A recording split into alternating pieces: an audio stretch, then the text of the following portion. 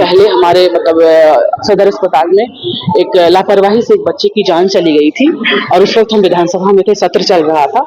तो जो भी हो सकता था लोग उनके साथ खड़े होने के लिए वहां से हम लोग कर रहे थे। लेकिन आज जब कल हम पहुंचे हैं यहाँ पे, तो आज यहाँ आकर के एक बार निरीक्षण करके कि अस्पताल की क्या स्थिति है और बच्चे के लिए भी बच्चा तो नहीं रहा हमारे बीच, लेकिन उसकी माँ से भी मिले हैं, उसको भी सांत्वना दिए हैं कि हम लोग उसके साथ हैं। फिर हम लोग कोशिश करेंगे। हम थोड़ी आर्थिक अभाव है परिवार के साथ, लेकिन हम उसको समझाए हैं कि हम उसके साथ हैं, जो कुछ भी होगा हम उसके साथ मिलकर के हम लोग वो जो परिवार है फिर से प्लान करेंगे बच्चे के लिए कैसे होगा।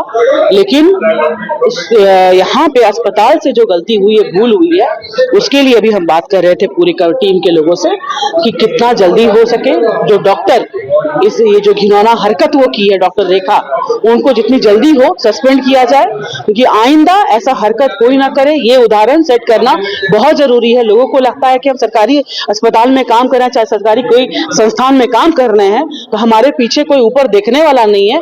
ये उनका भ्रम है और ऐसा नहीं है। अगर आप कहीं पे भी सरकारी किसी संस्थान में काम कर रहे हैं तो आपके आसपास इर्द गिर्द ऐसे लोग हैं जो इन सब चीजों पे ध्यान रख सकते हैं, और अगर हमारे लोगों को आपकी वजह से फर्क पड़ेगा तो आपके जीवन में भी बहुत फर्क पड़वाएंगे हम लोग, इतना हम लोग सुनिश्चित कराएंगे।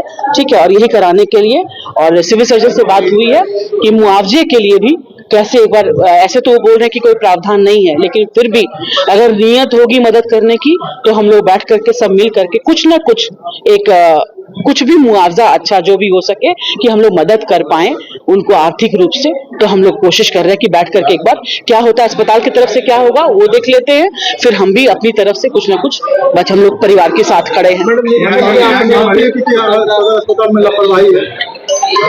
लापरवाही नहीं होती तो आज मेरा बच्चा नहीं, उसकी मृत्यु नहीं होती। बहुत खूबसूरत बच्ची थी वो, फोटो हम देख रहे थे उसका कल, और आज आए दिन यहाँ घटना ऐसी घटती रहती है।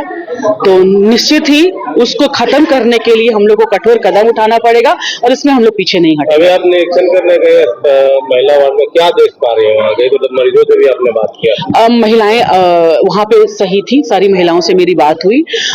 9 महीने सबका कंप्लीट हो गया था, तो सब ऑपरेशन के लिए कुछ इंतजार कर रही थी। वहाँ का कंडीशन ऐसे अगर देखे तो ठीक था, लेकिन विधि व्यवस्था में कमी है। कंबल होना चाहिए था, चादर होना चाहिए था, नर्सेस सारे जगह पे होनी चाहिए थी।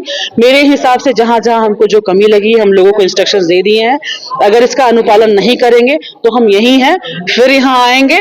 जब तक ये लोग ठीक नहीं हो जाएंगे हम लोग इनके सर पे ऐसे ही खड़े रहेंगे कि अपनी विधि व्यवस्था को ठीक कीजिए, क्योंकि सरकार आपको इसका पैसा देती है। ये धर्मशाला नहीं चल रहा है, आप लोग फ्री में यहाँ पर नहीं आप लोग घूम रहे हैं। पैसा आप लोग को बैठा के मुफ्तखोरी हम लोग नहीं करेंगे, काम तो करना पड़ेगा। रास्ते में लगा हुआ बेड, वो कंस्ट्रक्शन का काम चल रहा है, इसलिए टेम्पररी बोल रहे हैं, लगाए हुए हैं। काम कंप्लीट हो जाएगा कमरे का तो उसके बाद शिफ्ट कर देंगे उसको। गृह में आप देखा कि आपने डॉक्टरों को सलाह दिया है कि आप किसी भी जो प्रसूति हो रही है उससे आप पैसे की मांग ना करें, उनको आप बड़ा निर्देश दे रही थी। क्या लगा बच्चों को बहुत ध्यान से? वो लोग तो देखिए गलती किया है, इन लोग करते हैं, तभी सुन रही थी, कोई जवाब नहीं दे रहा था, कोई कुछ बोल नहीं रहा था जब मैं उनको बोल रही थी। तो और बच्चे जब नवजात शिशु पैदा होते हैं तो उनके घर वाले लोगों से कुछ शिकायतें थी मेरे पास, कुछ गलत हरकत गलत काम करते हैं, तो मैंने समझाया है। उम्मीद है कि आइंदा ये सारी चीजें हमारे सरकारी अस्पताल में ना हो और हमारे सरकारी अस्पताल की विधि व्यवस्था बदले, ताकि हर कोई, हम आप हर व्यक्ति यहाँ आकर के एक भरोसे के साथ, जैसे हम लोग प्राइवेट अस्पताल में जाकर के करोड़ों रुपया फूंक करके वहां पे अपना ट्रीटमेंट करवाते हैं, उसी तरीके से अगर हम सदर अस्पताल में, सरकारी अस्पताल में भी निसंकोच आकर के अगर यहाँ की विधि व्यवस्था दुरुस्त हो जाती है तो हम लोग यहाँ पर भी सेवा अपना इलाज करवाएंगे और ये हो पाए, मुमकिन हो पाए, इसके लिए हम सभी जवाबदेह हैं और हम लोग अपनी जिम्मेदारी को पूरी तरीके से निभाएंगे।